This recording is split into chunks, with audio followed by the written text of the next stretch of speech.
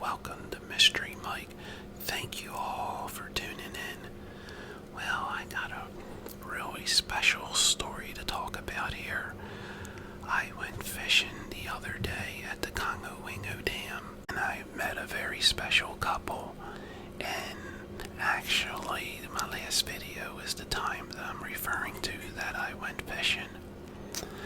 So, anyway, as me, my son, and my daughter were fishing, I noticed a couple came down and they sat on the edge of the wall, and the gentleman started drawing with charcoal drawing, and I was just watching them. They didn't see me watching them, and I went over to his wife, just kidding, and I was saying, well, where's your fishing rod? And then after I mentioned that, we got talking and so on and so on, and then I went back to fishing, and after a while of fishing, I went back over and sat down and started talking to him a little bit, and he showed me his sketch paper that he does his drawings on, and he actually drew a picture of me, which I'll show you here in a little bit, of me fishing. And he said, I told him, I said, I'd like to have that. And he said, do you really want that?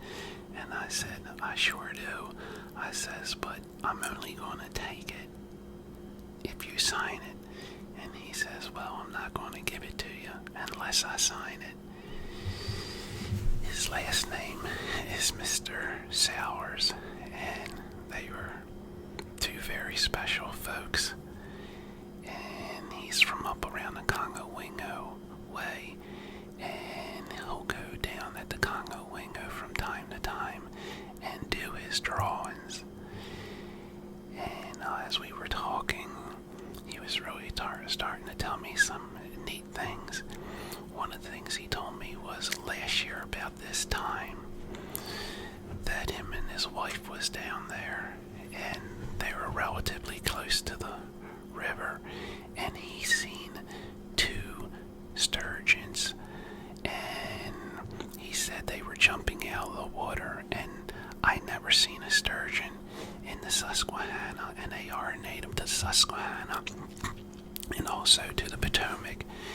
And from what I understand, it seems like there is a comeback, and they are starting to get better, and there are more of them. But regardless, that's a rare sighting. And he said he seen them jump out, and he said they were about 5.5 feet long.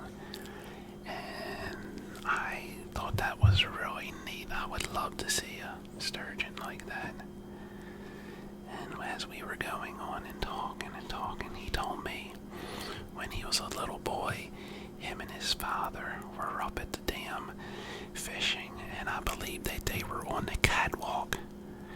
And you could go on the catwalk right up to the dam before 9/11. And one of the area managers that took care of that area happened to come out and asked them would they like to take a tour of the dam. Well, naturally, they said sure, and him and his father, Mr. Sowers, when he was a little boy, him and his dad had a tour of the dam, and they went down. It's called the tunnel, where a lot of, I don't know, I guess a lot of the controls and electrical stuff is, and he said that's where they do a lot of work, and so on down there. So, after the supervisor of that area took him for a walk and took him on a tour of the dam, Mr. Sowers, when he was that young man, that young boy, as they were coming up out of the tunnel, he noticed that the people at the end of the tunnel, something wasn't right, and the folks that were up there, something just was strange, and something was wrong, and he said he didn't know what it was just something was up. And I asked him, I said, well, what was up? What was wrong with the folks? He said what had happened is when they were down in the tunnel, Pearl Harbor just got bombed, and that was 1941. And God, when he told me that story, I got chills. And here, just June 6th was the anniversary of D-Day. And I'm thinking, man, when he told me about Pearl Harbor like that, that just gave me chills. So that was just a heck of a story he told me. Now, I'll show you the drawing he did of me.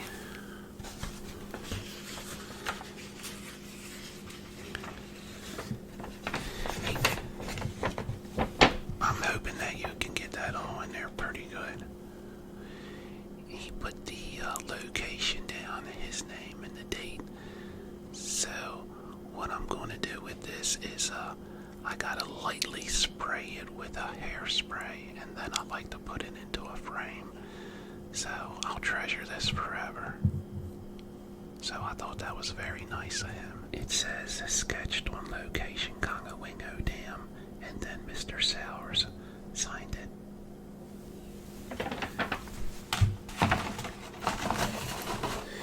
And you want to hear something really funny? What a small world.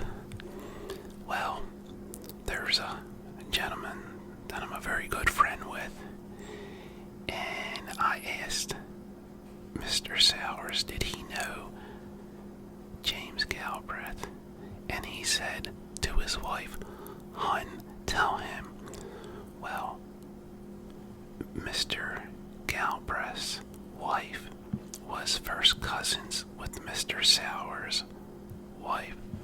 And I was thinking, what a small world. So that was a really neat experience that day. And as we were leaving there was a gentleman before we left. We were watching him. He caught a fish, and he had a large surf rod, because some of these rockfish you can get into are quite big, and the catfish are quite big as well. And it really also gets you out the cast. So anyway, he had a surf rod, a real heavy duty there, and he hooked into something big, and he's hoisting it in, and I mean, he's hoisting it in real fast and real hard.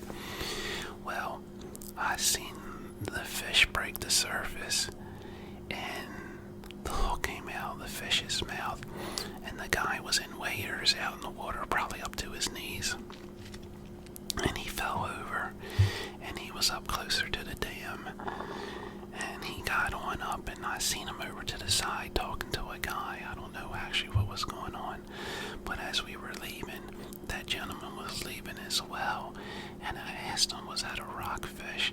He said no. He said that was a catfish that he was hooked into, and he said he had to go to the emergency room. I said, why is that?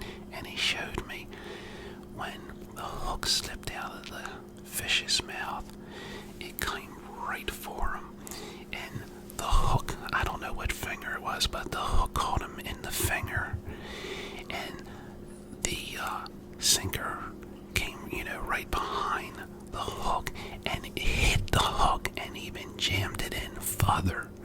Whew. Boy, that looked nasty. And I said, well, thank God, it wasn't your eye. He said it was heading for there. But, man, that was nasty. And we seen a couple rockfish caught that day. And I seen a real nice walleye. This other guy caught, and it looked like about under 3 pounds, but it was a nice walleye. We didn't catch any rockfish that day, but they're in there. And you just gotta fish from them a little hard, and hopefully more of them will come up. But we had a lot of fun. But anyway, I thought that was a neat experience, a fishing day all the way around. Once again, I want to thank everybody for watching, and I hope everybody gets out there to do some fishing. And just remember, be someone important, be yourself. Until next time, God bless. See ya.